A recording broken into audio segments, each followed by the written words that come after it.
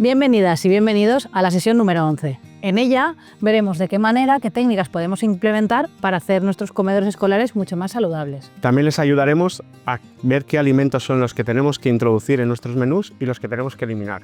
Vamos a ello.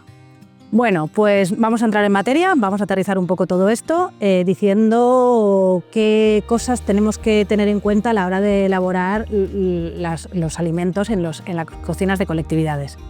En primer lugar, es muy importante tener en cuenta la proporción de los alimentos, sobre todo de los macros, de lo que son los grupos macro de alimentos. Entonces, el plato de Harvard explica muy bien, de una forma muy gráfica, cuál es la relación entre estos macros, la que tiene que haber en un plato, ¿no? Porque nos habla de esa relación entre proteína, que tengo que subrayar, que es muy interesante porque nos habla de proteína, no determina si tiene que ser animal o vegetal, desvinculando un poco esta noción cultural que tenemos de casi siempre identificar la proteína con la proteína animal, ¿vale? Ya hemos hablado además de lo perjudicial que puede ser esto para la salud del planeta y las personas, el sobreconsumo de proteína animal.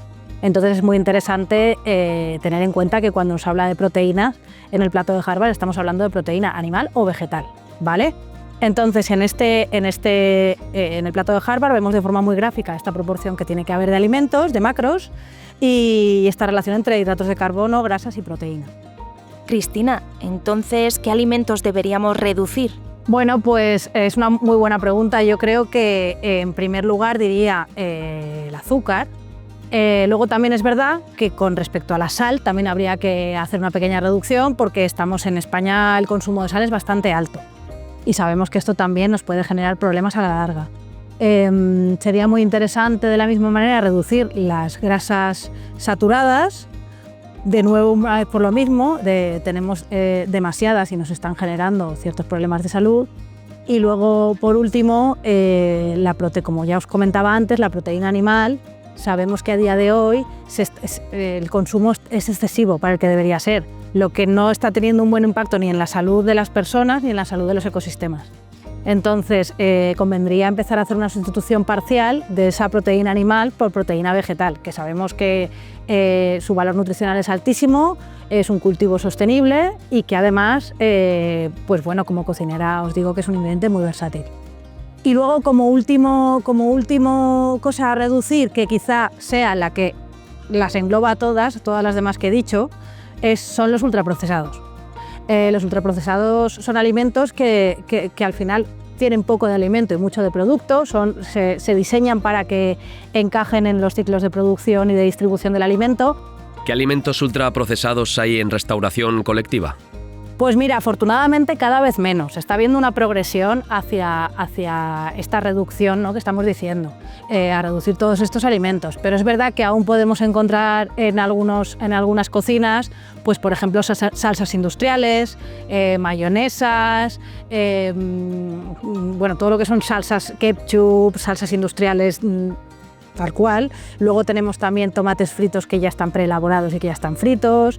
Tenemos también, por ejemplo, preelaborados, como son las croquetas, que en muchos casos vienen ultracongelados, que también no tenemos ningún control sobre todo lo que llevan y también tienen que encajar en estos ciclos de distribución, con lo cual también son una fuente de aditivos que no nos interesan. En fin, todo esto afortunadamente se está revirtiendo. Los cocineros, además, como ya hemos dicho, están retomando ese rol de producir el alimento y hacerlo en base a unos principios y en base a unos objetivos. Entonces, claro, esto pasa por también recuperar esas recetas, recuperar esas elaboraciones, pero aún pues nos encontramos de vez en cuando alguno de estos ultracongelados. ¿Y qué alimentos deberíamos aumentar? Pues a esta pregunta os va a responder Chimo. Cristina os había comentado antes que los alimentos que hay que retirar son las mayonesas, las salsas procesadas o los ultraprocesados, pero esto no significa que tengamos que privar a los niños de estos alimentos. En las cocinas, los cocineros tenemos que estar cualificados para poder elaborarlas nosotros de una forma natural y saludable, así como la salsa mayonesa o una salsa ketchup o una salsa barbacoa que es atractiva para los niños, no tenemos que retirarla. O igual podemos elaborar nosotros unos rellenos o unas croquetas para hacerlo siempre para que los niños lo puedan consumir, ya que es muy atractivo para ellos. Siempre utilizando producto de calidad y grasas saludables. Bueno, Chimo, ¿y de esta sesión 11 con qué te quedas? Bueno, pues me quedo con varias cosas, sobre todo la importancia de lo que representa el plato de Harvard para ayuda hacia nosotros los cocineros, de lo que tiene que llevar un plato y un menú equilibrado, y luego sobre todo la importancia, alta importancia de los alimentos a retirar y de los alimentos a introducir. Nos hemos quedado con retirar los azúcares, los ultraprocesados y sobre todo con la introducción de algo que es muy importante, Cristina. La proteína vegetal, efectivamente. Y ahora, Cristina, ¿qué te parece? ¿Vamos a por otra sesión? Venga, vamos para allá.